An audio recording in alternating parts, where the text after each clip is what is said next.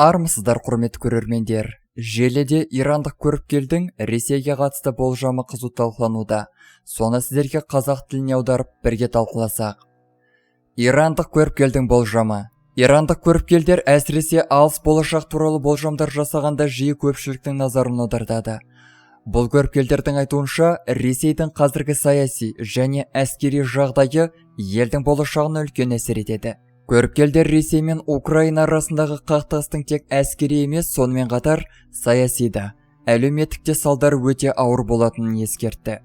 Ол Ресейдің бұл соғыста жеңілетінін және жеңіліс елді бірнеше бөліктерге бөліп тастайтынын айтты. Ресей мен Украина арасындағы қақтығыс ашық түрде 2014 жылдан бері басталды. Бірақ оның тамыры тереңде жатыр. Украинада 2014 жылы болған революция Ресейдің Кримді аннексиялауына және Донбасс аймағында сепаратистік қозғалыстардың пайда болуына әкелді. Бұл жағдай екі ел арасындағы шиеленісті күшейтіп жіберді. Нәтижесінде 2022 жылы толыққанды әскери қақтығысқа ұласты. Көріпкелдердің айтуынша, бұл соғыс Ресей үшін өте қиын және ұзаққа созылатын сынақ болмақ. Олардың болжамынша, Ресей Украинадағы қақтығыста жеңіліске ұшырап, өзінің халықаралық беделін мүлде жоғалтып алады. Украина бұл соғыста тек өз жерін ғана қорғап қалмай, Ресейдің әлсіреуіне тікелей ықпал етеді. Тіпті өз кеңістігін кеңейтуі де ғажап емес. Бұл жағдай Ресейдің ішкі тұрақтылығына да кері әсер етеді. Нәтижесінде елде ішкі және саяси экономикалық дағдарыстар қатты байқалады. Көріпкелдердің болжамынша, Ресейдің Украинамен соғысты жеңілуі тек әскери тұрғыдан ғана емес, сонымен қатар елдің ішкі саяси құрылымына да тікелей әсер етеді. Соғыс Ресейдің ішкі тұрақтылығын бұзып, аймақтар арасында бөлінуге әкеліп соғады дейді.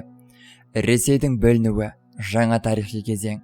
Көріпкелдің болжамынша, Ресейдің Украинамен соғыста жеңілуі елдің бірнеше шағын мемлекеттерге бөлінуіне әкеліп соғады.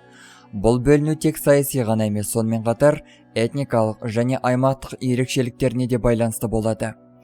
Ресейдің көптеген өңірлерінде автономияға деген ұмтылыс күшейіп, олар өз тәуелсіздіктерін жариялайды. Бұл бөліну нәтижесінде Ресейдің қазіргі аумағы 90 мемлекетке бөлінуі мүмкін. Болжамға сенер болсақ, бұл жаңа мемлекеттер өз тәуелсіздіктерін алу үшін үлкен күш салатын болады. Бұл процесте олардың алдында үлкен кедергілер туындайды, бірақ халықаралық қауымдастықтың қолдауымен олар түбі өз мақсаттарына жетеді. Халықаралық қолдау.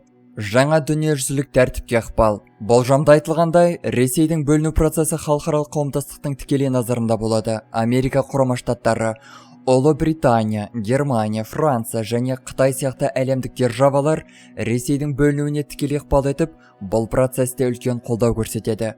Бұл елдер жаңа мемлекеттердің құрылуына экономикалық, саяси және әскери көмек көрсететін болады. Бұл қолдау нәтижесінде жаңа мемлекеттер халықаралық аренада мойындалып, өздерін әлемдік қауымдастықтың толыққанды мүшелері ретінде танытады. Бұл мемлекеттер өз тәуелсіздіктерін нығайтып, ішкі тұрақтылыққа қол жеткізетін болады. Көріпкелдің айтуынша, бұл процесс әлемдік геосаяси тәртіптің өзгеруіне әкеліп соғады. Ресейдің бөлінуі әлемдік саясатта жаңа ықпал орталықтарының пайда болуына, сондай-ақ жаңа геосаяси тепе-теңдікке әкеледі. Владимир Путиннің беделінің төмендеуі, қазіргі көшбасшының тағдыры. Көріпкелдің болжамы бойынша, Владимир Путиннің Ресейдегі беделі соғыстың нәтижесінде айтарлықтай құлдыраған. Соғыстың ұзаққа созылып, Ресейдің әскери және экономикалық мүмкіндіктері әлсіреген сайын, Путиннің билігіне деген сенім азаяды. Ресейліктердің көбі оның қабылдаған шешімдерін сынға алып, елдің құлдырауына жауапты деп санайтын болады. Соғыс аяқталғаннан кейін Путин өзінің билігін сақтау үшін үлкен қысымға тап болады. Оның саяси қарсыластары күшейіп, халық арасында оның қызметінен кетуін талап ететін наразылықтар пайда болады. Путиннің беделінің төмендеуі оның биліктен кетуіне және жаңа саяси көшбасшылардың пайда болуына себеп болуы мүмкін.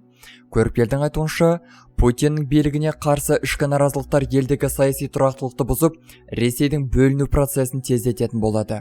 Бұл процесс барысында Путин өзінің беделін толық жоғалтып, оның билігі тарихта елдің құлдырау ретінде сақталады. Ресейдің болашақтағы геосаяси маңызы, жаңа тәртіптегі орны. Ресейдің бөлінуі оны әлемдік сипаттағы рөлін түбегейлі өзгертеді. Көріпкелдің болжам бойынша, Ресейдің 90 мемлекетке бөлінуі оның әлемдік аренадағы ықпалын әлсіретеді.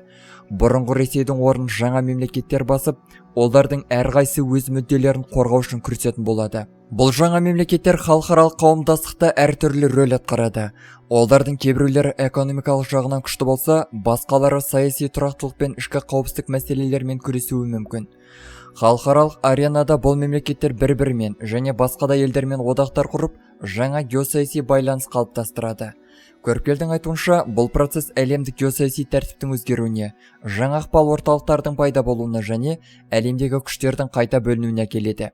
Ресейдің бөлінуі әлемдік саяси тепе-теңдіктің бұзылып, жаңа дүниежүзілік тәртіптің қалыптасуына тікелей ықпал ететін болады. Дегенмен де, бұл мемлекеттер өз тәуелсіздіктерін нығайту үшін халықаралық қауымдастықтың қолдауына сүйенеді. Мысалы, Америка Құрама Штаттары, Ұлыбритания, Германия, Франция және Қытай сияқты елдер бұл мемлекеттерге экономикалық, саяси және әскери көмек көрсетеді. Бұл олардың халықаралық аренадағы өз орындарын табуға мүмкіндік береді. Әлбетте, болжамның аты болжам. Мұны нақты деп айта алмаймыз. Көріпкелдердің болжамдары Ресейдің болашағы туралы көптеген қызықты сұрақтарды туындатады. Олардың айтуынша, Ресейдің Украинамен соғыста жеңілуі елдің саяси, экономикалық және әлеуметтік құрылымдарын түбегейлі өзгертеді. Бұл өзгерістер Ресейдің бірнеше мемлекеттерге бөлінуіне, жаңа геосаяси байланысқа және әлемдік тәртіптің өзгеруіне алып келеді. Бұл болжамдар шынайы бола ма жоқ па, мұны тек уақыт көрсетеді. Дегенмен, бұл болжамдар қазіргі заманғы геосаяси жағдайды және әлемдік саясаттың қалай дамитынын түсіну үшін өте маңызды. Ресейдің болашағы туралы бұл болжамдар әлемдегі көптеген сарапшылар мен саясаткерлердің назарын аударуда. Және олар осы болжамдарға негізделіп, болашақтағы саясаттарын құрастырады дейді болжамшылар. Ресейдің бөлінуімен жаңа мемлекеттердің құрылуы әлемдік саясаттағы жаңа кезеңнің басталуына себеп болуы мүмкін. Бұл процесс әлемдік қауымдастықтың назарында болады, және ол Ресейдің ғана емес, сондай-ақ бүкіл әлемнің болашағына да үлкен әсерін тигізеді. Құрметті көрермендер, сіздердің қызықты пікірлеріңізді күтетін боламыз. Әлбетте, қазіргі күннің өзінде Ресей өзінің біраз жерлерінен айырылып, Украина оркаларға мықты тойтарыс көрсетіп жатыр. Бұл шайқастың немен аяқталатынын алдағы уақытта көретін боламыз. Еліміз аман, жұртымыз тыныш болсын.